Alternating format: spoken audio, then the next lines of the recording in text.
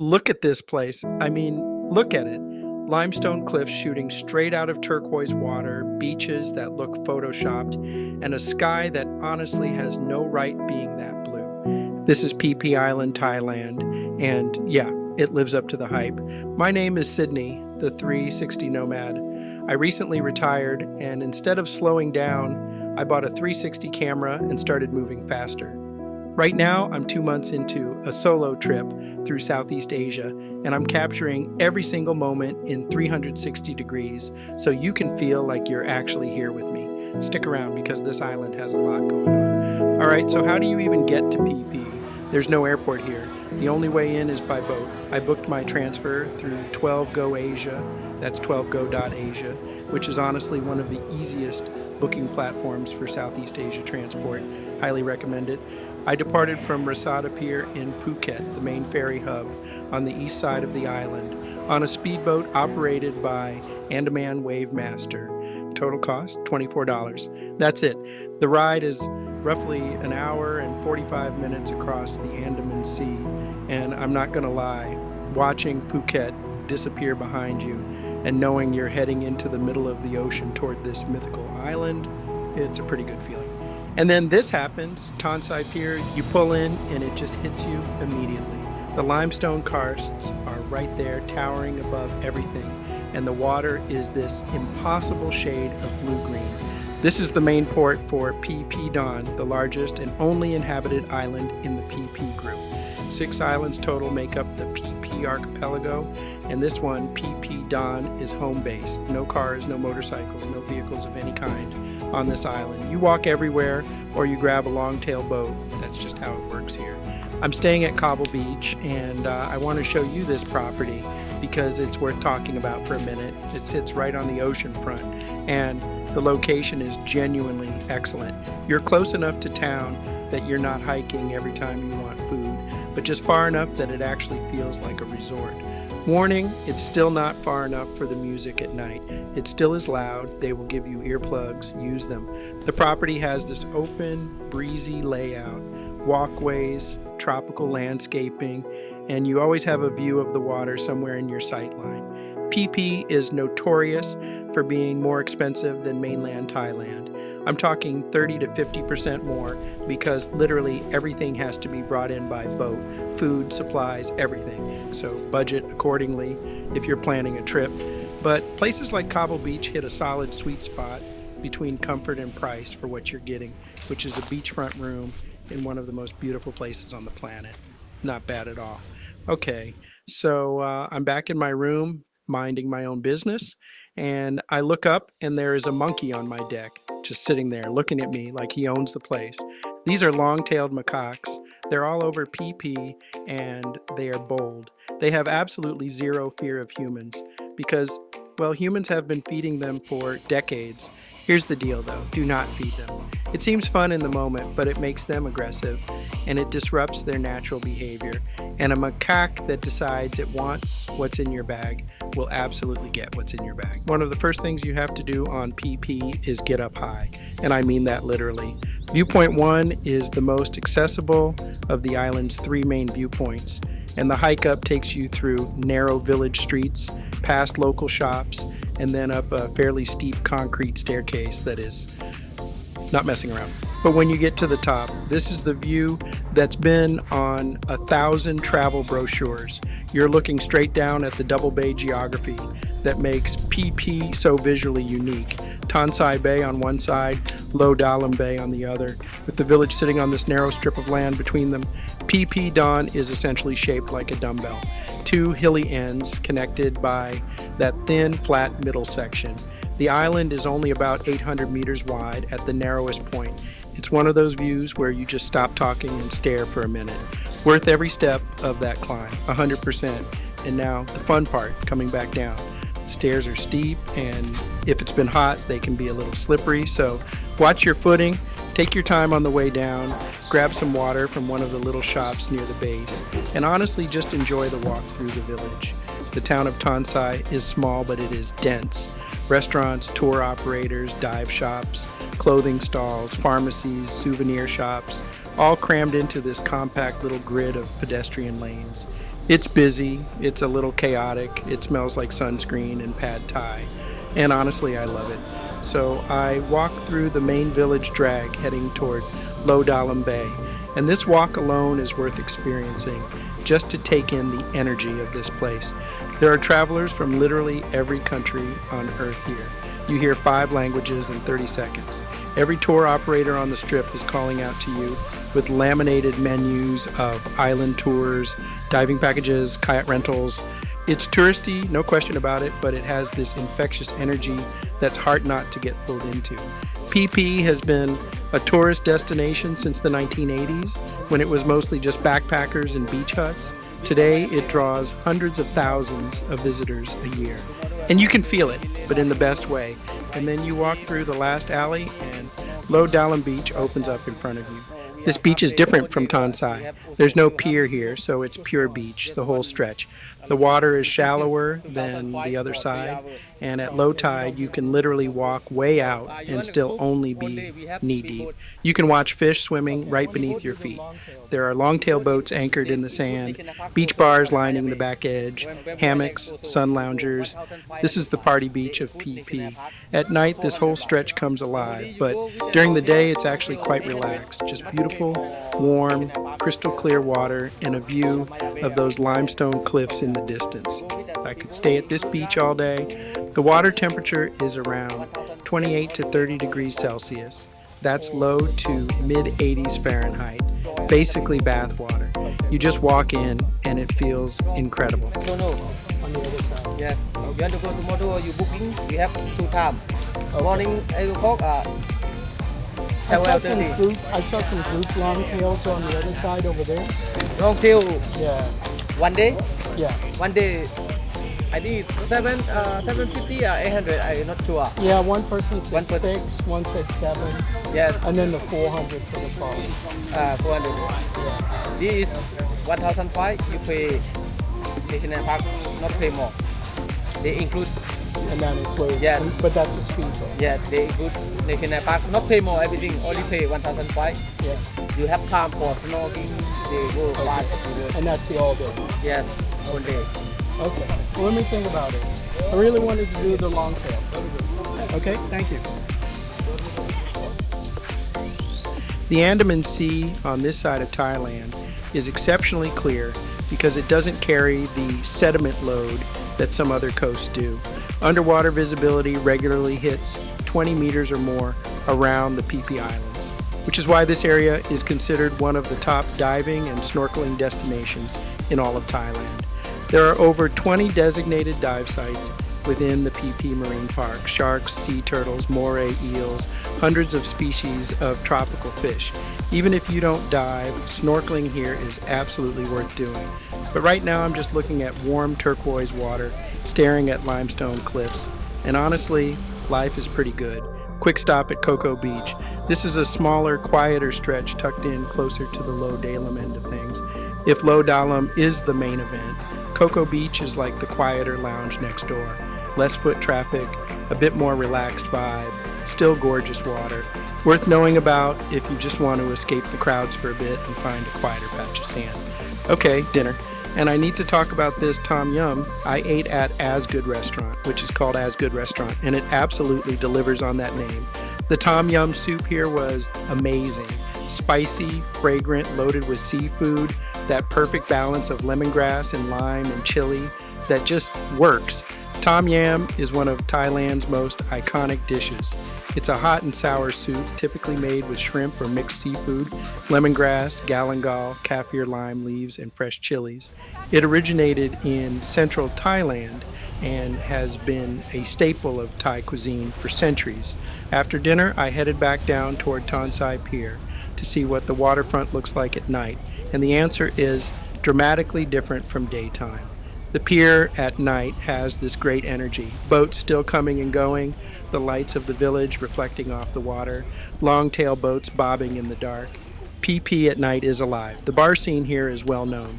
It's not quite Koh Samui or Phuket level, but it has its own energy that's hard to describe until you're standing in the middle of it. Just a quick geography note, Phi Phi Don sits in the Andaman Sea in Krabi province. So technically you're in Krabi even though most people get here from Phuket.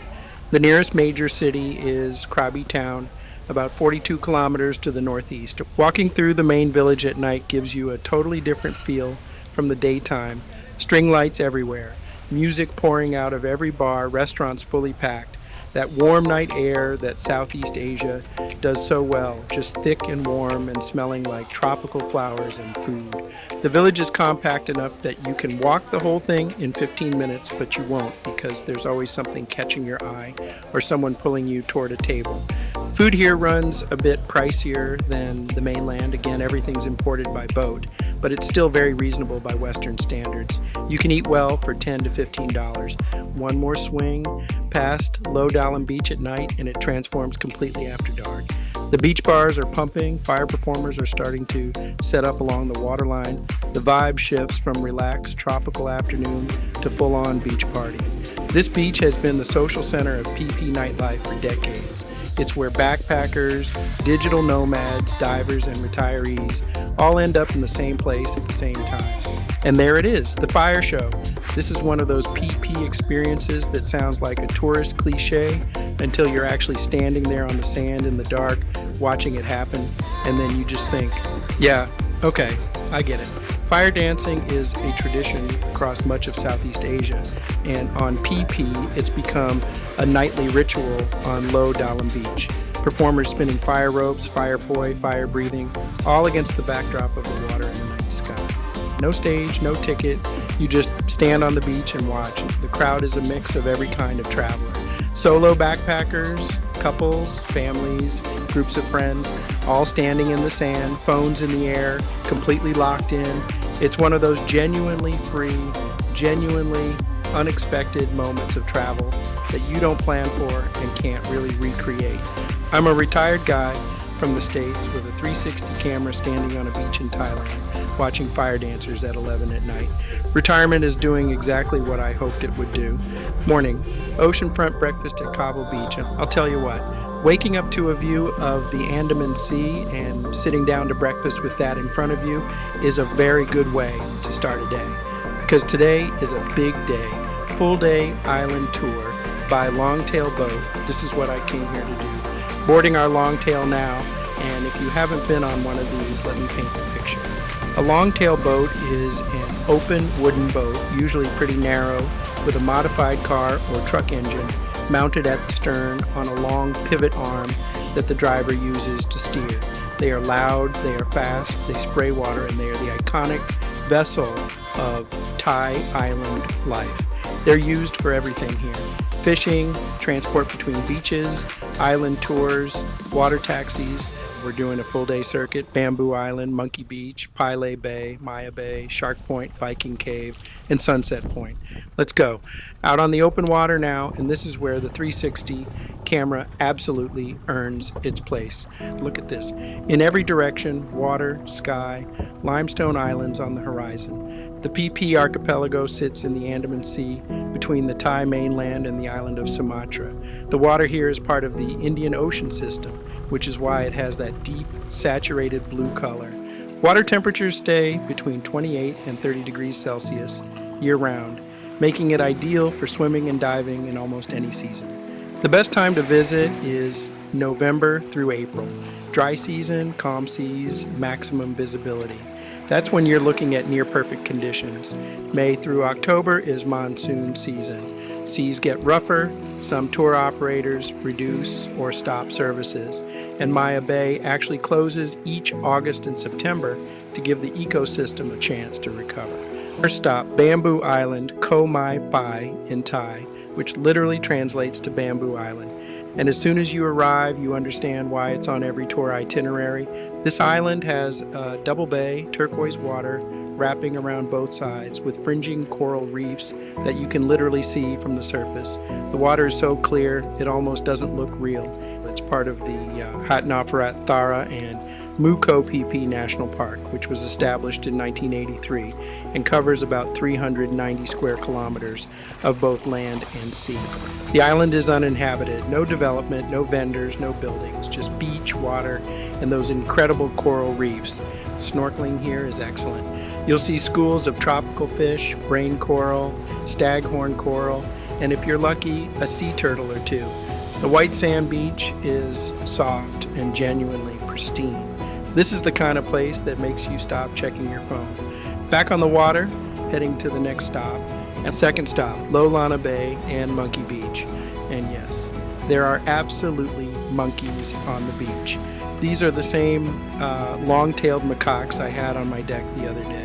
And here they are in full force, hanging out on the rocks, waiting at the water's edge, watching every tourist who steps off a boat with what I can only describe as calculated interest. Monkey Beach is on the western side of Phi Phi. It's accessible only by boat, which is part of what makes it feel so wild and removed from everything. The beach itself is beautiful, but honestly, the macaques are the main event here. A few rules worth repeating. Don't feed them, don't get too close, don't try to pick them up, and keep your bags secure. They will absolutely investigate anything that looks like it might contain food. They're wild animals living in their natural habitat. We're the visitors here.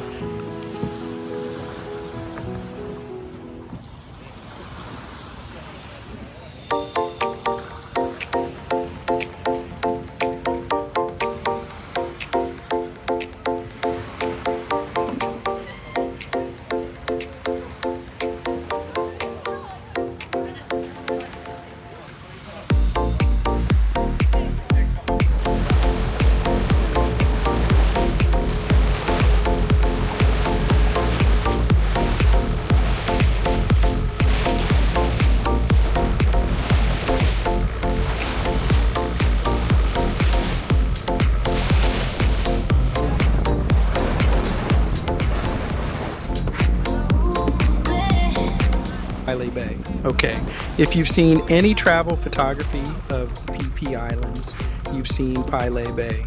You just might not have known the name. This is a lagoon on Phi Phi, the smaller uninhabited island, completely enclosed by towering limestone cliffs. The color of the water inside is this surreal emerald green, different from the open ocean blue you've been seeing all day. That color comes from the way the light filters through the surrounding cliffs and hits the shallow, sandy floor of the lagoon. The water is calm, totally protected from any ocean swell by the cliffs. There's no beach in Pileh Bay, just cliff faces dropping straight to the water's edge, with that impossibly colored lagoon sitting between them. Floating pontoon dock at the back of Phi Phi, you hike a short trail through the island to reach Maya Bay. And the hike itself is worth paying attention to. You're walking through preserved tropical forest, limestone formations on both sides, ferns and jungle plants covering every surface. The Thai National Park Service has done significant work since Maya Bay reopened in late 2022 after a 4-year closure. The bay was shut down in 2018 because mass tourism had severely degraded the ecosystem. Coral bleaching, marine habitat destruction, beach erosion. During the closure, scientists replanted over 30,000 coral fragments, and about half have survived and are now growing and spreading. Today, the rules are strict. Visitor numbers are capped at 4,125 per day, allocated in 1-hour slots. You enter through this back route, the pontoon dock at Lo Sama Bay, rather than directly into the bay itself. And swimming in the bay is not permitted. The coral recovery is still fragile. These restrictions exist for a reason, and they're worth respecting. And then you step through the trees and you see it, Maya Bay. All right, you know this place. Even if you've never been to Thailand, you've seen this bay. It's the location from the year 2000 film The Beach, starring Leonardo DiCaprio. That movie put Phi Phi on the global travel map and is largely responsible for the tourism explosion that followed.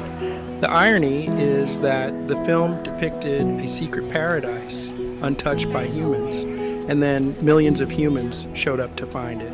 But even with the history, even knowing all of that, standing here in person, looking at those cliffs rising on 3 sides, the white sand beach, the turquoise water, it's still breathtaking. It's genuinely one of the most beautiful places I've ever stood. The bay is roughly 250 meters wide, completely sheltered, with 80-meter limestone cliffs creating this natural amphitheater effect. When the light hits it in the late morning, everything turns gold. The management model that Thailand has built here, the timed entry, the visitor cap, the no swimming rule, is being studied as a potential blueprint for other over-touristed natural sites around the world. You can feel the difference. The beach looks healthy, the water is clear, there's space to breathe. Back to the floating pontoon dock at Low Sama Bay. This is how everyone exits Maya Bay now. Boats can't enter the front of the bay anymore, which is part of the conservation strategy. From here we motor around to Shark Point, which I have to be honest with you about. No sharks today. Shark Point is a dive and snorkel site known for sightings of blacktip reef sharks. Elegant, fast, not dangerous to humans. The kind of shark that glides through shallow water and makes for an absolutely incredible snorkel experience. Today, however, the sharks had other plans. The water is still beautiful, coral formations, a ton of fish life, excellent visibility. I'm not going to pretend I'm not a little disappointed about the sharks, but that's wildlife. If you're doing the island tour, bring your snorkel gear. Even without sharks, this site is excellent. Blacktip reef sharks are common throughout the Phi Phi Marine Park. They like the shallow, warm water around reef structures. Your best bet is early morning dives before the boat traffic picks up.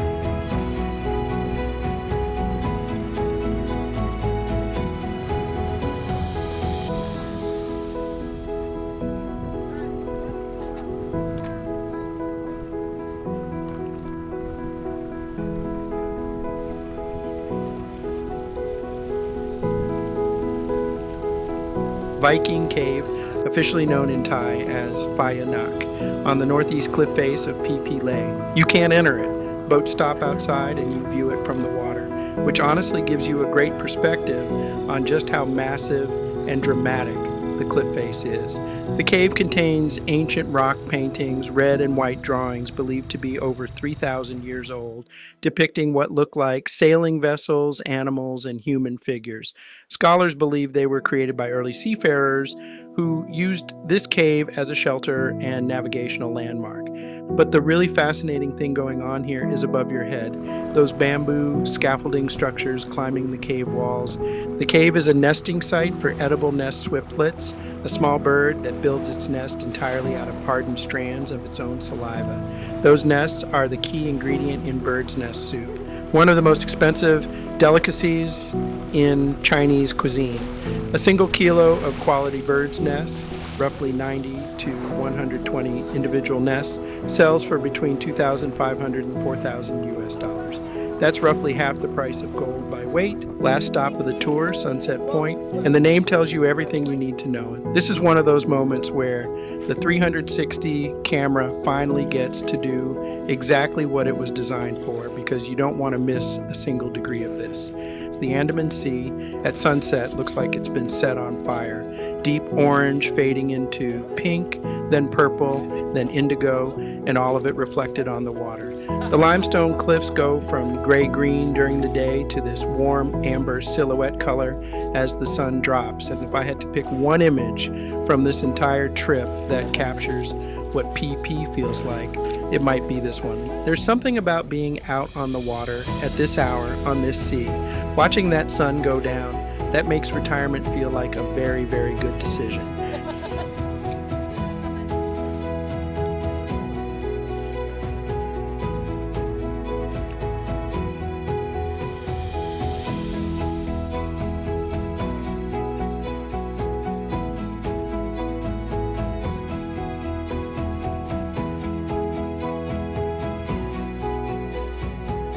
Dinner back on the beach tonight, Tansai Seafood Restaurant, and I need to talk about the calamari and shrimp. The calamari was excellent. Perfectly cooked, that sweet spot between tender and slightly chewy, with a light crisp on the outside. The shrimp were fresh, clearly just caught, prepared simply and completely. Seafood on Phi Phi is what it should be. Local, fresh, and not overworked. Sitting on the beach, eating grilled seafood, watching the longtail boats come and go in the last of the evening light. This is a very complete day. I want to say that clearly. Phi Phi Island, here's the honest take. Yes, it's touristy. Yes, it can be crowded. And yes, you're going to pay more for everything because of the logistics of island supply chains. But here's the thing. It earned the reputation. The geology is genuinely extraordinary.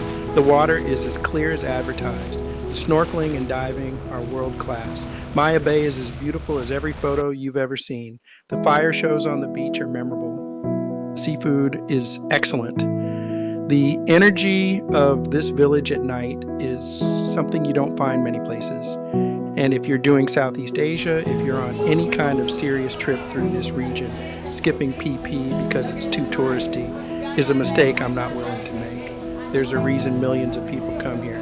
And standing in it, living it, filming it in 360 degrees, I get it completely.